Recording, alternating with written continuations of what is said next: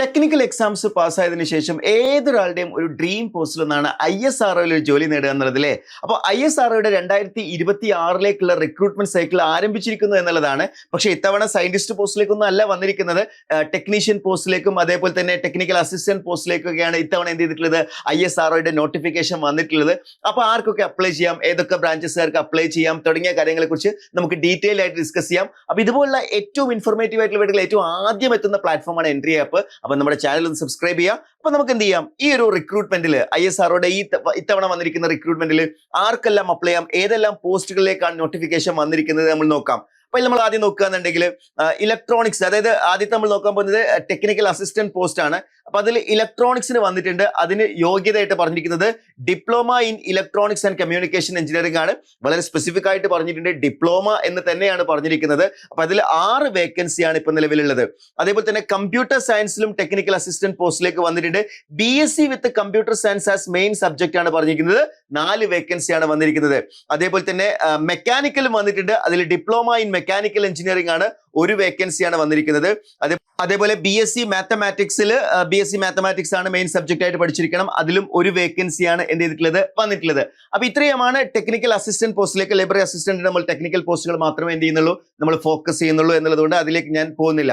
അപ്പൊ ഇതാണ് technical assistant പോസ്റ്റിൽ ഇത്തവണ വന്നിരിക്കുന്ന നോട്ടിഫിക്കേഷൻ ഉള്ളത്.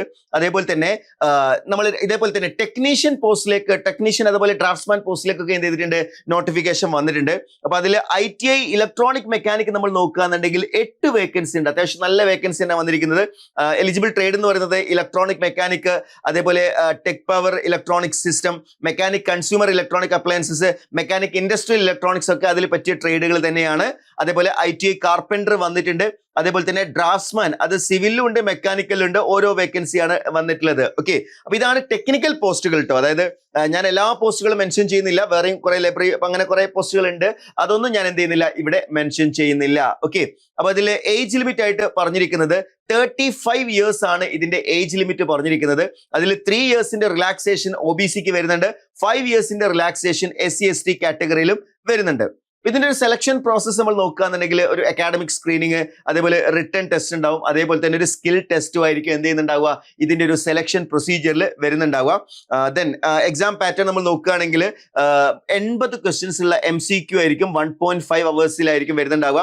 അപ്പൊ അതിലൊരു കമ്പ്യൂട്ടർ ബേസ്ഡ് ടെസ്റ്റ് എന്ന് പറയുന്നത്, അതേപോലെ തന്നെ സ്കിൽ ടെസ്റ്റും ഒക്കെ അതിൽ എന്തായിരിക്കും, അതിൽ ഇൻക്ലൂഡഡ് ആയിരിക്കും എന്നുള്ള കാര്യം മനസ്സിലാക്കി വെക്കുക. അപ്പൊ കമ്പ്യൂട്ടർ ബേസ്ഡ് ടെസ്റ്റിന്റെ മിനിമം സ്കോർ ആയിട്ട് പറയുന്നത് 32 ആണ്. പക്ഷെ ആ മിനിമം സ്കോർ ഉണ്ടായതുകൊണ്ട് കാര്യമില്ല, നല്ല സ്കോർ തന്നെ എന്ത് ചെയ്യണം, നിങ്ങൾ അതിൽ അച്ചീവ് ചെയ്യുക തന്നെ വേണം. ഓക്കെ, ദെൻ ഇതിന്റെ ഒരു അപ്ലിക്കേഷൻ വിൻഡോ സ്റ്റാർട്ട് ചെയ്യുന്നത് ജൂൺ 27 മുതൽ സ്റ്റാർട്ട് ചെയ്തിട്ടുണ്ട്. അതേപോലെ തന്നെ നിങ്ങൾക്ക് അപ്ലൈ ചെയ്യാനുള്ള ലാസ്റ്റ് ഡേറ്റ് എന്ന് പറയുന്നത് ജൂലൈ 20 ആണ്. ഓക്കെ, അപ്പൊ ഈ ഒരു അപ്ലൈ ചെയ്യേണ്ടത്, നിങ്ങൾ അപ്ലൈ ചെയ്യേണ്ട വെബ്സൈറ്റ് എന്ന് പറയുന്നത് www.isro.gov.in എന്നുള്ള വെബ്സൈറ്റിലും, അതേപോലെ തന്നെ www.istrac.gov.in എന്നുള്ള വെബ്സൈറ്റിൽ നിങ്ങൾക്ക് എന്ത് ചെയ്യാവുന്നതാണ്, ഈ ഒരു പോസ്റ്റുകളിലേക്ക് അപ്ലൈ ചെയ്യാവുന്നതാണ്. അപ്പൊ ഇതുമായി ബന്ധപ്പെട്ട ക്വാളിഫിക്കേഷന് മറ്റു ഡീറ്റെയിൽസ്, കൂടുതൽ വിവരങ്ങളൊക്കെ അറിയാൻ നിങ്ങൾക്ക് താല്പര്യം ഉണ്ടെങ്കിൽ താഴെ കൊടുത്തിരിക്കുന്ന ഗൂഗിൾ ഫോം ഫിൽ ചെയ്യുക. അപ്പൊ ഞങ്ങളുടെ ടീം നിങ്ങളുമായിട്ട് കമ്മ്യൂണിക്കേറ്റ് ചെയ്യുന്നതായിരിക്കും. അപ്പം ISROയുടെ റിക്രൂട്ട്മെന്റ് സൈക്കിൾ ഇവിടെ ആരംഭിക്കുകയാണ്. ISROയിൽ ഒരുപാട് റിക്രൂട്ട്മെന്റ് ഇനിയും പ്രതീക്ഷിക്കുന്നുണ്ട്. ടെക്നീഷ്യൻ പോസ്റ്റുകളിലേക്കും അതേപോലെ തന്നെ സയന്റിസ്റ്റ് പോസ്റ്റിലേക്കൊക്കെ ഡിഫറെന്റ് ബ്രാഞ്ചസിലുള്ള നോട്ടിഫിക്കേഷൻ വരും. അപ്പൊ PSUs എപ്പോഴും ഇങ്ങനെയാണ്, നോട്ടിഫിക്കേഷൻസുകൾ വന്നുകൊണ്ടേയിരിക്കും. നോട്ടിഫിക്കേഷൻ വന്നാൽ എക്സാം വളരെ പെട്ടെന്ന് തന്നെ കണ്ടക്ട് ചെയ്യുന്ന ഒരു ടെൻഡൻസി ഉണ്ട്.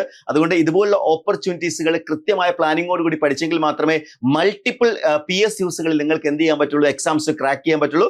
സോ നമ്മൾ ഈ ഒരു ടെക്നീഷ്യൻ ബാച്ചസിലേക്കുള്ള അഡ്മിഷൻ നമ്മൾ സ്റ്റാർട്ട് ചെയ്തിട്ടുണ്ട്. അപ്പൊ നമ്മുടെ ബാച്ചസിൽ ജോയിൻ ചെയ്യാൻ താഴെ കൊടുത്തിരിക്കുന്ന ഗൂഗിൾ ഫോം ഫിൽ ചെയ്യുക. Wish you all the best.